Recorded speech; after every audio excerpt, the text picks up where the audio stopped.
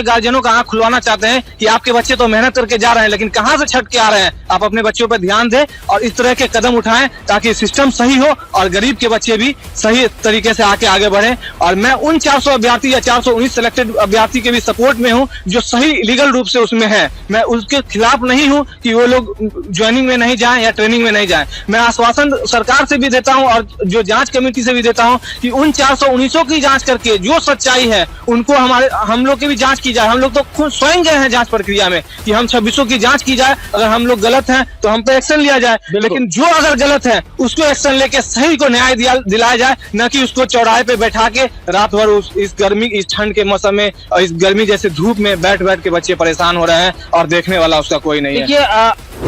नौकरी का सपना या धांधली का जाल, बेगूसराय होमगार्ड बहाली पर ब्रेक।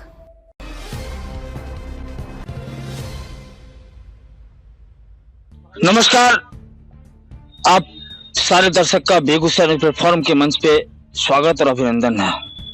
दोस्तों, बेगूसराय जिला भी वर्तमान में होमगार्ड बहाली को लेके सुर्खियों में है।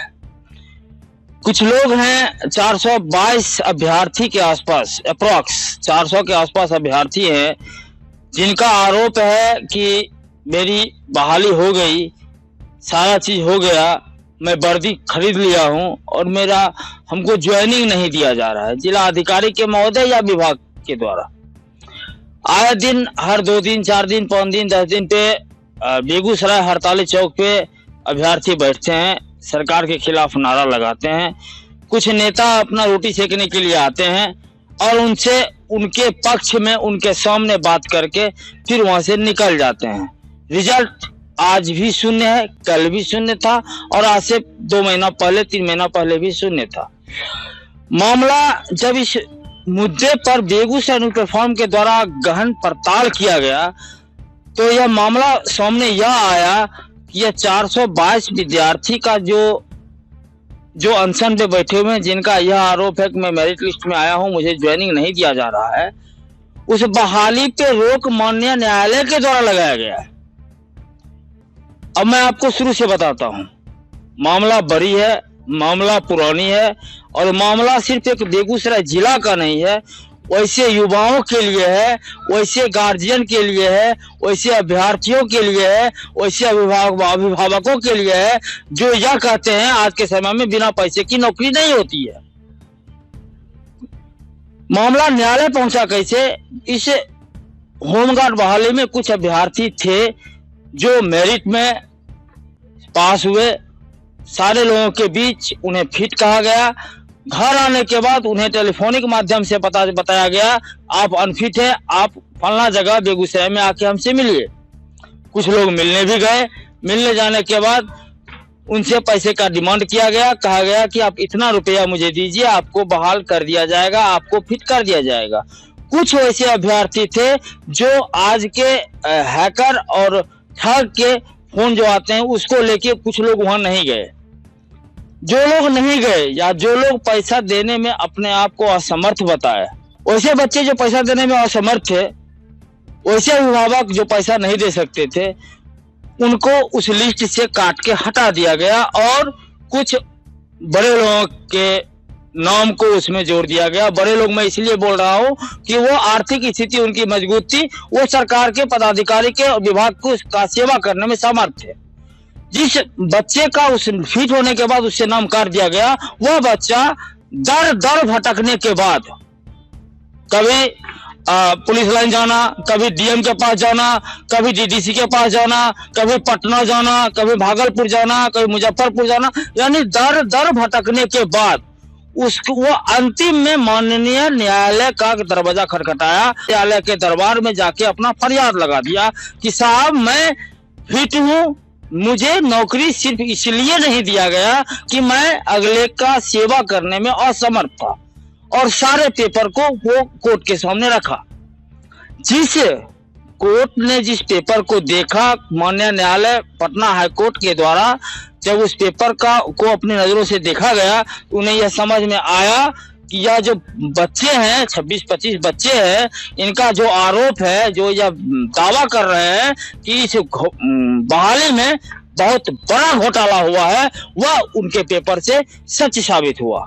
इस मुद्दे को लेकर माननीय न्यायालय ने वैसे अभ्यर्थी के दिए हुए रिट याचिका पर सुनवाई करते हुए सरकार को अविलंब जांच कर कार्रवाई कर और सूचित करने का निर्देश दिया। यह निर्देश लगभग अक्टूबर में दिया गया 2025 में।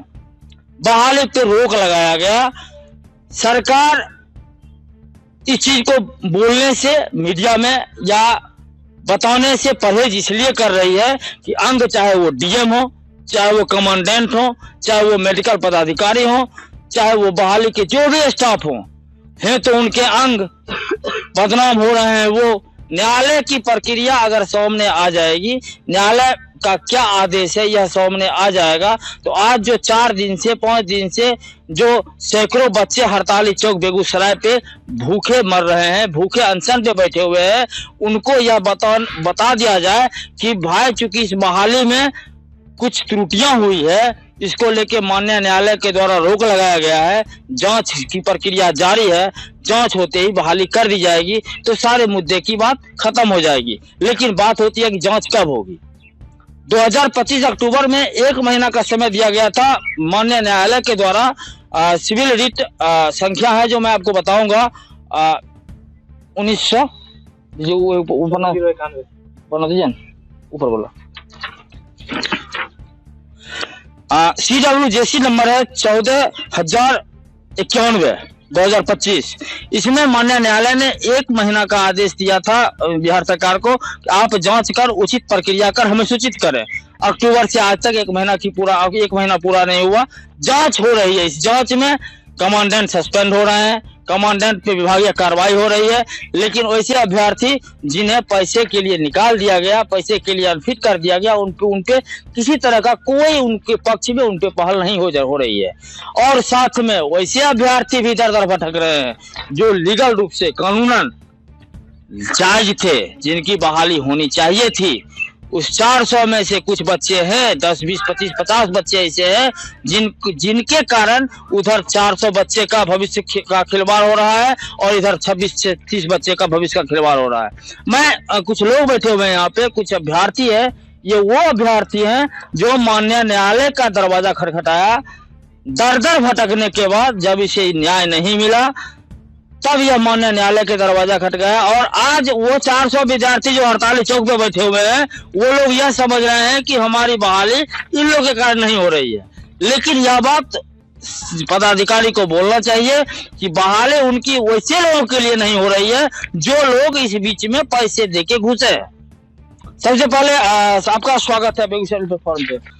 आपका क्या नाम है? मेरा नाम MD शाहिद खान है। मैं पीड़ित अभ्यर्थी होमगार्ड का हूँ बेगूसराय जिला के। अच्छा, ये जो आप केस किए हैं 19/4/14,091 2025 जी पटना हाईकोर्ट में, या आप ही इसमें आप जी इसका रेट पिटीशन हम ही डाले हैं 26 बच्चाओं के साथ। जी इसमें बहुत अनियमितताएं बरती गई थी हम लोगों के साथ। लगातार हम लोगों ने इन्फॉर्मेशन देने का काम किया, लगातार उसमें सुधार करने का काम किया, लेकिन कहीं से न्याय नहीं मिला और बहुत सारे धरना प्रदर्शन करके हम लोग भी थक गए हैं, बहुत सारे अधिकारियों के पास दौड़ के।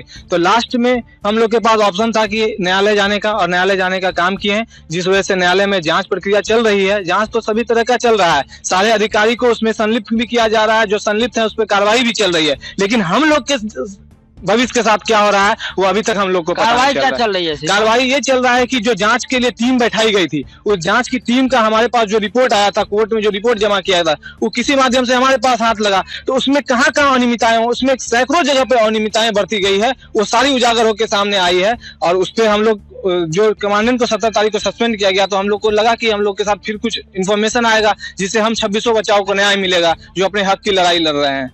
तो अभी तक ऐसा कुछ भी नहीं मिला है। लेकिन अच्छा, शाहिद ना बता रहे हैं। शाहिद जी, ऑन कैमरा एक सवाल आपसे पूछना चाहते हैं जी।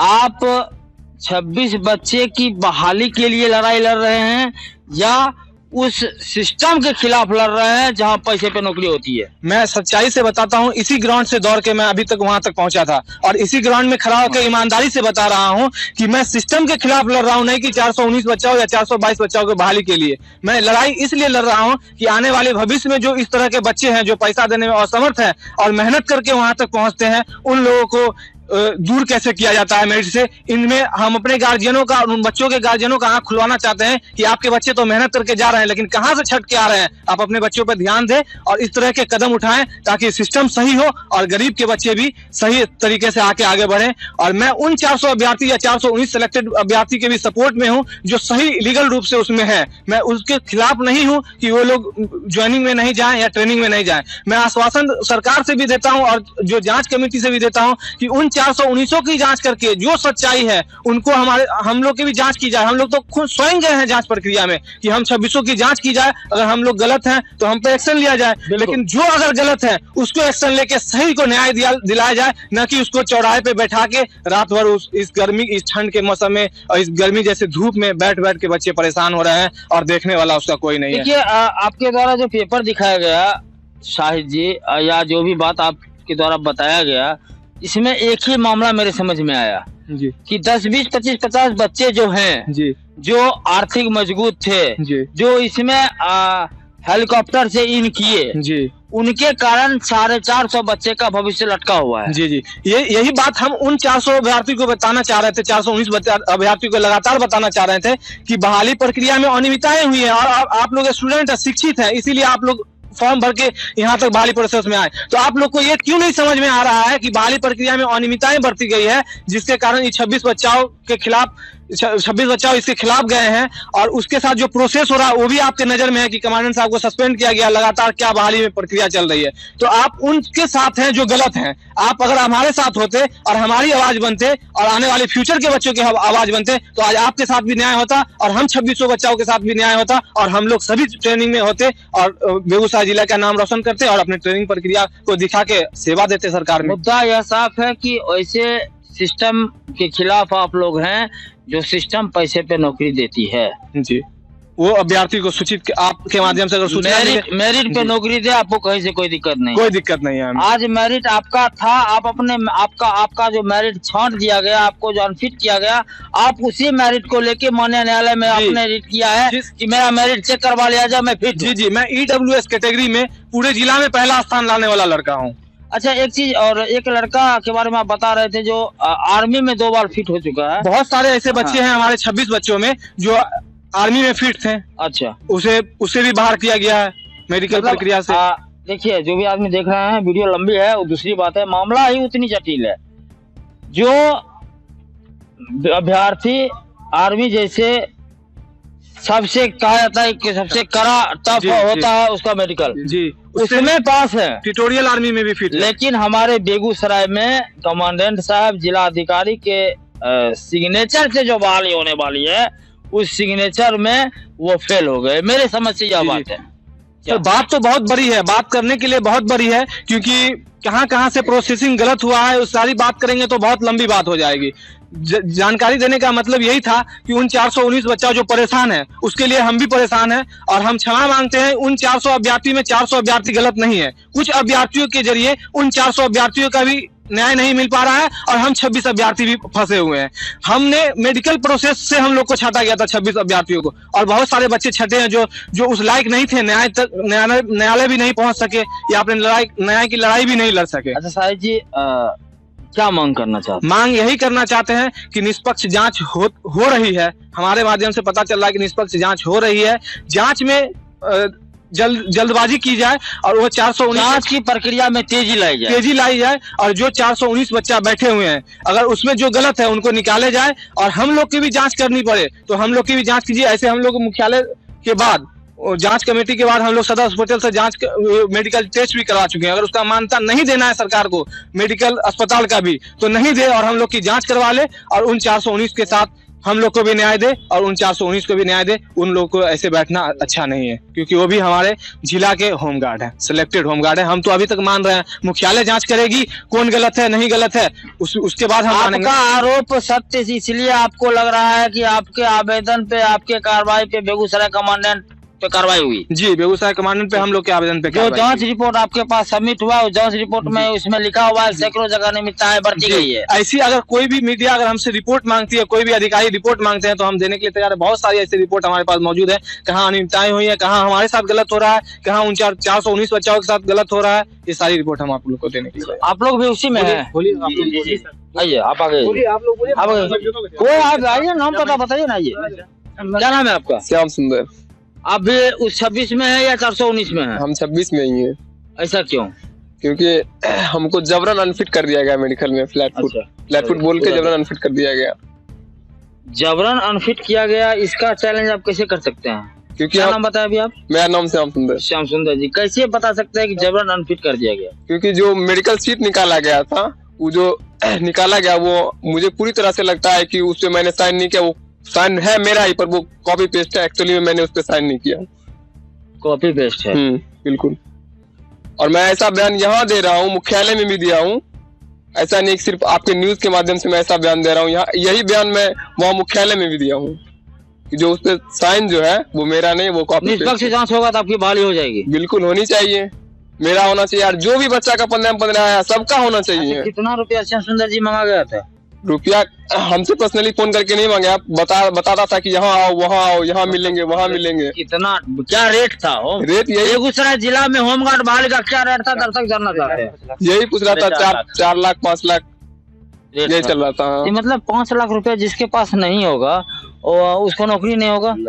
पढ़ना, दौड़ना, मेहनत करना सब बेकार। ये तो उसके अनुसार तो नहीं होना अभी के चाहिए। समय में लोग जो कह रहा है बेरोजगारी है, बेरोजगारी नहीं है, भ्रष्टाचारी है।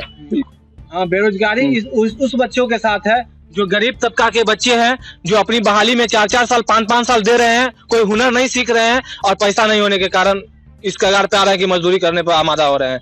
तो बहाली प्रक्रिया अगर निष्पक्ष होगी तो गरीब के बच्चे भी उसमें जाएंगे। जिनके पास पैसा नहीं होगा वो अपने मेरिट से उसमें जा सकता है, तो वहां से बेरोजगारी खत्म होगी। अब आप तो रोजगार वाले बच्चों को ही बहाल कर रहे हैं ना। अगर हम लोग को छांटा गया है तो रोजगार वाले बच्चों को ही घुसाया गया क्योंकि उसके पास पैसा था। बिल्कुल, कहीं ना कहीं अनियमितता तो क्लियर हो जाएगी। बिल्कुल, बिल्कुल। आप जांच कीजिए, जांच पे हमें निष्पक्ष जांच होनी चाहिए। इस पे हमें पूरा भरोसा है, कोर्ट पर भी, माननीय न्यायालय पे भी, और जो जांच कमेटी बैठी है उस पे भी। देखिए, मुद्दा बड़ी है। मैं पार्ट वाइज मैं आपको बताऊंगा। बेगूसराय न्यूज प्लेटफॉर्म इस मुद्दे को शुरुआत से दिखाने का प्रयास करेगा आपको, और वर्तमान स्थिति तक इस बहाली में अनियमितताएं ढेर सारी हुई है। पदाधिकारी निचले स्तर से लेके जिला अधिकारी महोदय तक इसमें इन्वॉल्व है। बिना, चूंकि ये लोग जब मेडिकल बनवाने के लिए जा रहे थे, 10-11 बच्चे का मेडिकल सदर अस्पताल में बना। उसके बाद जिला अधिकारी, तत्कालीन जिला अधिकारी के द्वारा उस पर रोक लगा दिया गया। ये लोग को फिर वहाँ मेडिकल भी नहीं बना। जी, जो सारा पेपर, सारा चीज रिटर्न में माननीय न्यायालय पटना में दिया गया है, जिसमें माननीय न्यायालय ने उचित आदेश पारित किया है। जांच की प्रक्रिया चल रही है, जांच पे कार्रवाई भी हो रही है। इन लोगों का मांग यह है सिर्फ कि जांच जो हो रही है उसमें तीव्रता लाइए। समय 419 बच्चे जो उसमें है, जो मेरिट में पास है, उनकी भी बहाली कीजिए और हम लोग की भी बहाली कीजिए। क्योंकि वो 419 बच्चा सिर्फ परेशान नहीं है, वो भी लोग बहुत जगह दौड़ने का काम किए। हम भी लोग अनियमितता के कारण काफी जगह दौड़ चुके हैं। तो हम लोग चाहते हैं कि जल्दी से जल्दी इसको निपटारा किया जाए और 419 में जो सही हैं उनको, और हम 26 में से भी जांच करवा ले। अगर जांच करवानी हो तो हम लोग को न्याय मिलना चाहिए। बोला जाता है न्यायालय सर्वोपरि है। ये युवा बेरोजगार मेहनत करके अपने जगह पे पहुंचे, दर दर भटकने के बाद, जैसा कि मैंने वीडियो में शुरू में ही कहा है, दर दर भटकने के बाद जब इन्हें कहीं न्याय नहीं मिला तब ये पहुंचे माननीय न्यायालय के शरण में। और न्यायालय सर्वोपरि है, कानून का हाथ लंबा होता है, ऐसा फिल्मों में आप लोग सुने होंगे। आज यहाँ दिख रहा है कि कानून के शरण में जाने के बाद न्याय की प्रक्रिया। एक बात और बताना चाहते हैं हम अपने दर्शकों को कि जो 419 बच्चे सिलेक्टेड हैं, वो लास्ट टाइम जब मुख्यालय गए थे पटना, तो उन लोगों को बताया गया कि बहाली कैंसिल होगा। उसके कारण वो लोग विचलित हो गए, और उनमें सब तो गलत नहीं है, वो विचलित होकर धरना प्रदर्शन पर बैठे हुए हैं कि धरना कैंसिल कैसे नहीं हो जाएगा। तो कैंसिल कैसे हो सकता है सर? ये तो बहाली प्रोसेस पूरी हो चुकी है। इसमें अनियमितताएं के कारण, कुछ बच्चों के कारण, क्या इन सभी 400 बच्चों के साथ ऐसा अन्याय होने वाला है? अगर 400 बच्चों के साथ अन्याय होगा तो हम 26 बच्चों ने जिस तरह से न्याय के लिए लड़े हैं, इसमें अगर जान भी गंवानी पड़े तो हम उन सभी बच्चों के लिए जान गंवाने के लिए तैयार हैं कि अनियमितताओं में जो उन 400 बच्चों के साथ जो शामिल हैं उनको निकाला जाए, उन 400 को शामिल किया जाए। उसके लिए अगर लड़ाई लड़नी होगी, जहां तक लड़नी होगी लड़ेंगे, लेकिन इसको हम लोग क्लियर नहीं होने देंगे। मैं मिलूंगा अगले वीडियो में नए टॉपिक के साथ, इसी मुद्दे के नए टॉपिक के साथ। तब तक के लिए नमस्कार, जय हिंद, जय भारत।